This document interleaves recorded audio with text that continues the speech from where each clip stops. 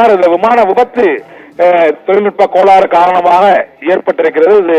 இந்த விபத்துக்கான காரணம் மற்றும் இந்த விபத்து ஏற்பட்டதற்கான சூழ்நிலை ஆகியவை தொடர்பாக சொல்லுங்க சார்.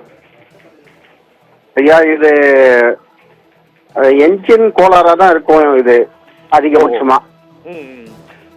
பட் இது 6 மாசத்துக்கு முன்னாடி இதே ஏர்கிராப்ட டெக்னிக்கல் இஷ்யூ வந்திருக்கு.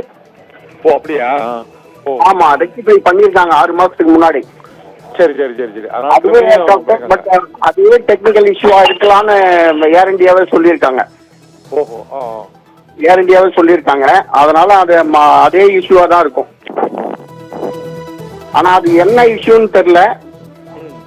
6 மாசத்துக்கு முன்னாடி இதே டெக்னிக்கல் இஷ்யூவை ரெக்டிஃபை பண்ணி திரும்ப ஃப்ளை பண்ணிருக்காங்க அதே ஏர்கிராப்ட.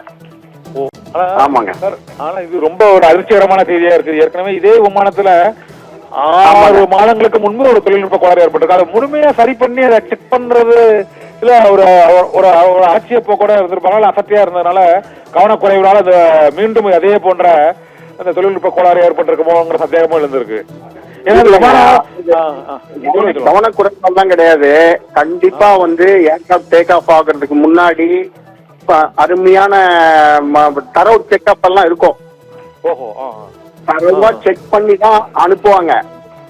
பட் சில மால் ஃபங்க்ஷனிங் நமக்கு தெரியாது பாருங்க. இப்ப ரெக்டிஃபை பண்ணாங்க இல்லைங்களா, ரெக்டிஃபை பண்ண டீம் மேனுபேக்சரிங் யூனிட்ல இருந்து தான் பண்ணிருப்பாங்க.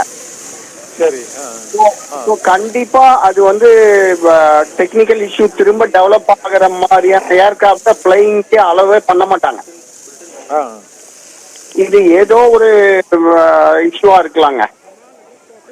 பட் அது இன்வெஸ்டிகேட் பண்ணாதான் தெரியும். நம்ம பிளாக் பாக்ஸ் கரெக்டா நம்ம ட்ராக் பண்ணி என்னென்ன ஆச்சு, என்னென்ன ஸ்டாக் வந்தது அப்படின்றது எல்லாத்தையும் அனலைஸ் பண்ணி பார்த்து தாங்க கரெக்டா சொல்ல முடியும். இப்போதைக்கு சரியான பதில் நம்ம யாருக்கிட்ட இருந்தும் வாங்க முடியாது. அந்த பிளாக் பாக்ஸ், அந்த கருப்பு பெட்டி கிடைச்சதா ஓரளவு அந்த தகவல் கருப்பு பெட்டியில என்னென்ன தகவல் இருக்கு? அந்த கருப்பு பெட்டியில என்னென்ன தகவல் இருக்கும்? அந்த டெக்னிக்கல் ஃபால்ட் எல்லாம் வருது இல்லைங்களா, என்னென்ன ஸ்டாக் ரைஸ் ஆகுது எல்லாமே ட்ராக் ஆகும். என்ஜின், இவன் பைலட் எப்படி கண்ட்ரோல் பண்ணாங்க, என்ஜின் எப்படி ஃபங்க்ஷன் ஆச்சு, எல்லாமே இருக்குங்க. இப்போ என்ஜின் ஒரு சைடு என்ஜின் மட்டும் கிடையாது, இது 2 என்ஜின். பட் ஏதோ ஒரு ஆக்சுவலா ஃபுல் அப் பண்ண முடியல அவங்களால. பைலட்னால அந்த கீழே இறங்குது, மேல டேக் ஆஃப் ஆனது ஆச்சு இல்லைங்களா. டேக் ஆஃப் ஆனதுக்கு அப்புறம் they could not stabilize. That means sometimes hydraulic failure கூட இருக்கலாம்.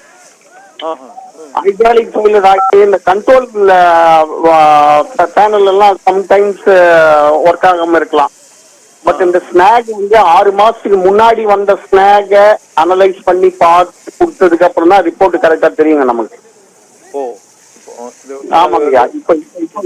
இப்போதைக்கு எதுவுமே நம்ம, ஏன்னா ஏடிசில இருந்த எல்லாத்தையுமே அவங்க சீல் பண்ணிட்டு இருப்பாங்க.